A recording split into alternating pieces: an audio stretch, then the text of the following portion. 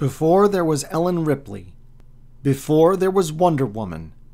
There was the original action heroine, Atalanta.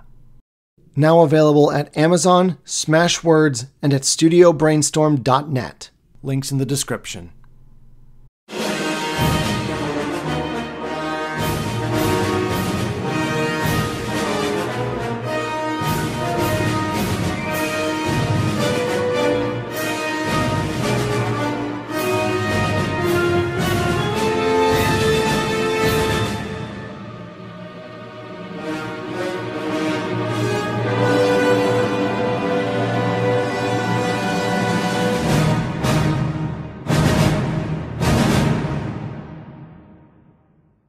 In the 50-issue run of Knights of the Old Republic, the comic, there are technically 3 climaxes. And now, with Daze of Hate, we have reached climax number 1. Now that Arco Adaska has unveiled his sinister plan to use the giant space slugs as living weapons, and pretty much all of the major characters are converging upon the Arcanian legacy, things are swiftly coming to a head.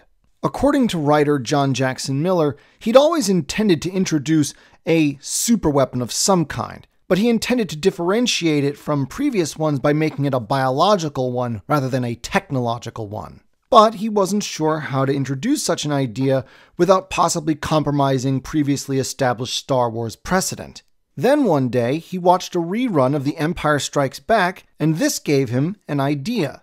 After some digging around, he found there actually wasn't much information about the space slugs. Once he'd pitched the idea to the editors at Dark Horse and gotten their approval, the only challenge left was how to depict them. Brian Ching conceived of the original concept, and it was Harvey Tollebaugh that expanded upon it to produce the image of the space slugs as almost mythical sea serpents, but in space.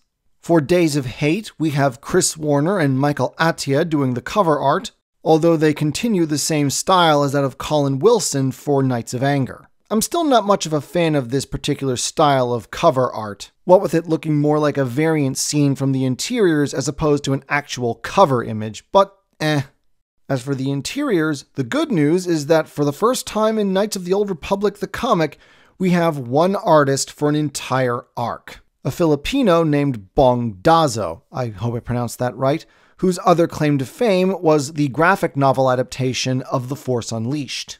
The downside is that I find his art one of the least appealing in the entire comic book run. It's not the worst by any means, that is yet to come. I'm no comic book artist, so I can't really articulate what exactly it is about Gazzo's style that puts me off. The only criticisms I can articulate is that I feel the poses he gives the characters are flatter and less polished than the other artists, and that the outlines and some of the textures of those same character models are overemphasized to their detriment. At any rate, the first part of Days of Hate is pretty much representatives of all the interested parties, except for the Jedi Council, of course, arriving on board the Arcanian Legacy. But before Adaska's guests start arriving, Adaska briefly reminds us of just how cleverly he's managed to maneuver Jarael and Camper into essentially being leverage over one another. With Adaska, E.G., and his pretty guest surrounded by Zerka Arms HK-24 assassin droids, there's simply no way that Camper will risk anything lest Adaska order the droids to turn their guns on Jarael. Jarael herself briefly tries to resist after Adaska has had his big mask-off moment, but the Arcanian pureblood simply contacts the people with Camper and loudly orders them to cut off the offshoot's hands unless they hear from him in the next 10 seconds. Leaving Jarael little choice but to go along with Adaska's theatrics as, one by one, he greets his incoming guests. The first to arrive is Admiral Kareth's party, including Morvis, Cartho Nassi, and a still prisoner Zane Carrick. Adaska has sent a copy of the data concerning his remote-controlled space slugs to the Senate, and as an admiral, Karath has the authority to deal with Adaska on the Republic's behalf. Under the disguise of an embrace and, frankly, one hell of a kiss, Jarael is able to inform Zane of hers and Camper's situation before they are separated. And Karath, still suspicious of Zane, asks Adaska to put the boy away somewhere secure. The next to arrive is Alec, representing the Revankists. He's surprised to see Roland, given that the renegade Mandalorian was supposed to come with him to Coruscant, but then jumped ship back at Flashpoint. And we also learn that ever since Flashpoint, Demagol, the sadistic Mandalorian scientist who'd been experimenting on various Jedi prisoners, including Alec himself, has been unconscious ever since, having apparently doped himself up on nigh-lethal amounts of sedative to keep his former prisoners from interrogating him. Roland only grimly comments that the Jedi shouldn't make too much of an effort to keep Demagol alive. Fortunately, unlike Admiral Kareth, Alec doesn't believe the official narrative concerning Zane. Unfortunately, Adaska interrupts Jarael before she can give him a similar warning to the one she gave Zane. The next guest is one Adaska was not expecting, Master Lucian Dre. The two men are old acquaintances, which is hardly surprising. The Adaskas are a corporate dynasty, and Lucian's father Barrison had been a businessman before he became a Jedi Knight. So it's not surprising that they might have operated in similar circles in the past. However, Lucian is more interested in what Adaska is doing currently as opposed to reminiscing about the old days. For his part, Adaska considers Lucian an unexpected and unwelcome variable in his scheme and swiftly knocks out the Jedi Master with some drugged wine. Here, for the first time though, I feel I must call Miller's writing into question here. We have established previously in the series that Lucian's talents lay more towards the combative aspects of the Force rather than the mental and esoteric ones. So I can believe that Lucian may not have the ability to use the Force to detoxify poisons and drugs. However, I do have to question the idea that a full-fledged Jedi Master would not be able to sense the sinister intent of a man with whom he was previously familiar with and sharing the same room. Later, at the Arcanian Legacy's observation deck, Adaska has concluded his explanation of what his weaponized space slugs can do and is now waiting for offers. What are his guests willing to give him in exchange for control over this new and horrific superweapon he's cooked up? Karath makes a few various offers, from new exclusive contracts to even a seat in the Republic Senate. Alec is less sanguine about the idea of anyone wielding such a powerful and hideous weapon, but is not entirely opposed to it. Unfortunately, his position is weaker than Karath's, since the Revankists are only a small fraction of the Jedi Order. I haven't been able to find any hard numbers, but I don't think the Revankists ever numbered much more than a few dozen. Further negotiations are suddenly interrupted by the arrival of the last interested party Adaska has been expecting, the Mandalorians, represented by none other than Mandalore the Ultimate himself. Meanwhile, Lucian Dre finally awakens from his drugged stupor, only to find himself tied back to back with his former Padawan, Zane Carrick. Back on the observation deck, there is a brief altercation in which Alec attempts to assault Mandalore, but the Mandalorian leader swats him aside with contempt, and then rubs it in Admiral Kareth's face by informing him that his axe was forged from the hull metal of the Admiral's former flagship, the Courageous. Before Mandalore can make his own contribution to negotiations, he asks Adaska for a private moment with Roland Dyer. The two Mandalorians briefly discuss the Neo-Crusader reforms, which I elaborated on in the primer video, and Mandalore makes it clear that he very much would like Roland Dyer, Roland the Questioner, to remain dead as per the official narrative. After Roland supposedly died on Flashpoint, Mandalore used this to twist Roland Dyer's habit of constantly running away from the battlefield in search of answers to his own purpose, turning the story of Roland the Questioner into a parable as to why the Mandalorians should obey his authority without question. Unsurprisingly, the fact that Roland is still alive would make that a little awkward for Mandalore. However, he is willing to let his former warrior live. He's even willing to let him go free to pursue his own interests, so long as he adopts a suit of Neo-Crusader armor. Can't very well have him going around in his own distinctive armor where any Mandalorian might recognize him and poke holes in the official narrative. While everyone else is distracted, Jarael receives a communique from Camper. Naturally, the first thing the two friends do is express regret. Jarael for leading Camper into the clutches of Adascorp, and Camper for not telling Jarael about his past in the first place.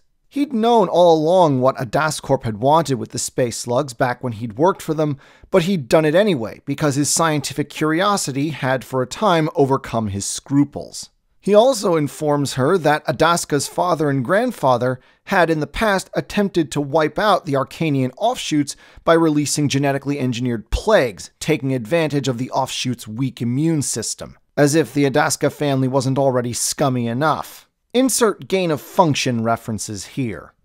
Meanwhile, Zane and Lucien have a brief argument about each other's motivations that doesn't go anywhere because, of course, neither is willing to bend. Lucien remains convinced that Zane is the prophesied herald of the Sith's return, while Zane insists that if anyone's leaning towards the dark side, it's the kind of people that kill innocent children for something they might do. Still, both former master and former pupil are reasonable enough to both agree that currently Adaska is the more immediate threat that has to be dealt with. Now that Lucien has regained consciousness, freeing themselves and taking out the guards is easy. There's a kind of darkly funny moment afterward where Lucien suddenly tries to kill Zane only to be thwarted by Camper's Frickite gauntlets, and he then just straight up says, "You know I had to try." Meanwhile, back at the observation deck, Arco Adaska puts on a demonstration of his remote-controlled exogorths and essentially starts asking for offers again.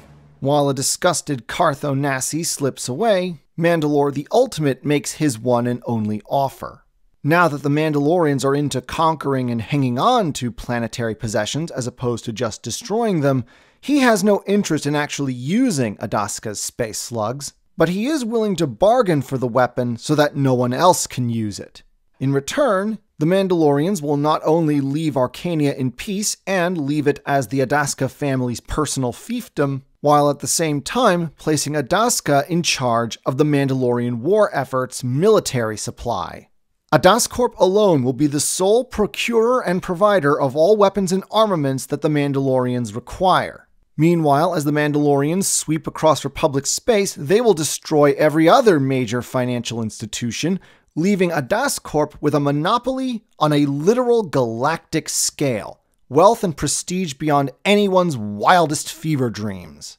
Meanwhile, Adaska's aide VG and one of Adascorp's head doctors are still analyzing Jarael's blood sample, but before they can report an astounding discovery they've just made, both are gunned down by a mysterious figure. Yet another mystery that will have to wait for some other time. Lucien and Zane reach the Legacy's surveillance center, where they are soon joined by Cartho Nassi, who was intending to free Zane and brought along his lightsaber. Zane fills everybody in on how Jarael is being used to control Camper, and of course Lucien is the one who suggests that they kill her to break Adaska's leverage over the old man. That plan dies the instant Roland sneaks into the surveillance center and threatens to blow Lucien's head off at point blank. Once again, Miller shines with his fantastic dialogue. When Zane suggests a diversion, I love the way that Cartho Nassi's dialogue pauses briefly between panels as it slowly occurs to him exactly how they can create that diversion. It's just as well that Roland kept that spare suit of Neo-Crusader armor Mandalore gave him because Zane now has a plan. And, just to cap it off, when Lucien remarks that Zane's been around Griff too long, his former Padawan retorts, "Best teacher I ever had." While Adaska and Mandalore are haggling over terms, our four unlikely allies join the crowd and begin Phase 1.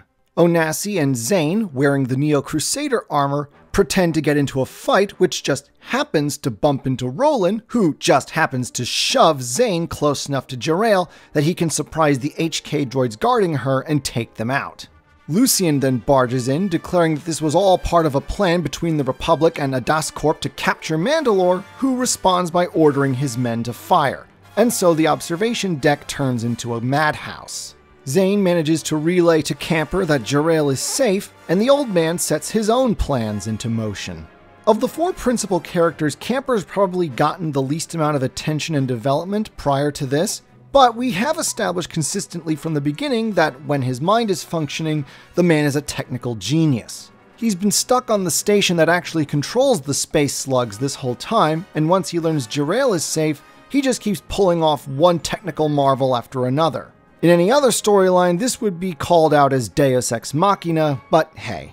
Number 1. He remotely summons the Last Resort, leaving LB behind in the Arcanian Legacy's hangar. Number 2. He transfers all the programs linked to the remote control implants into essentially a Star Wars laptop.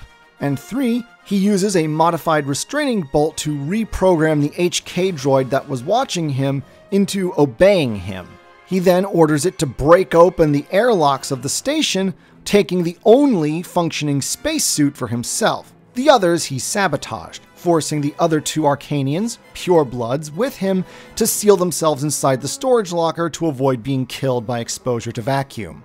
Once he's boarded the Last Resort with his remote control laptop, Camper orders the space slugs to take out Adaska's starfighter security forces before setting them to devour the Arcanian Legacy, broadcasting over comms that today is the day that he will personally put an end to the House of Adaska and its racist, megalomaniacal ways. The Mandalorians, the Republic troops, and our heroes manage to escape the observation deck before the space slugs chew their way inside. Arco Adaska does not. And thus, Gorman Vandrake visits upon his former employer the same fate that I imagine a lot of disgruntled employees would like to mete out to their own crummy bosses. While everybody's scrambling to get to a ship before the Arcanian Legacy is eaten out from under them, Karth is ordered to take Zane prisoner, but he lets him escape. Our heroes, and Lucian, find themselves cut off from Alec's ship and the Last Resort is already gone. Camper then pulls off Techno Miracle number 4 by communicating to them directly through LB. Unfortunately, the news isn't good because he's calling to say goodbye. Now that the Arcanian Legacy is crippled and Adaska is dead, he's using the Last Resort and his remote control program to lead the weaponized space slugs out into the fringes of wild space, the unexplored frontier of the Star Wars galaxy, beyond the reach of anyone that might want to use them for their own ends, Jedi, Republic, or Mandalorians. Once there, he'll make the space slugs go into their dormant phase and then destroy the remote control implants. Unfortunately, he only has enough fuel to make this a one-way trip. To make amends for his part in creating this horrendous living weapon, and to save his friends and the galaxy, he is sacrificing himself. And there's nothing anyone can do to dissuade him or stop him. Jarael collapses in grief, but there's no time to process Camper's departure. With the Arcanian Legacy falling apart all around them, Lucian is the only one with a ship on hand, and he's only willing to let everyone come with him if Zane is given into his custody. Zane is about to surrender himself for the sake of Jarael, LB, Alec, and Roland when a new ship crashes into the hangar, the Mumo Willowa, with Dob Mumo and Slisk. Not only is the Trandoshan alive, but so is Griff. What's more, our favorite mastermind is on Taris, and he wants Zane to come and help him fight the Mandalorians. Now that they have an alternative, our heroes board the Mumo Willowa and head off for Taris and the final act of this 4-part mini-arc. That's right, this first of 3 climaxes throughout KOTOR the comic has 2 parts. Thus ends Part 1, next up Part 2 with Nights of Suffering. Until then.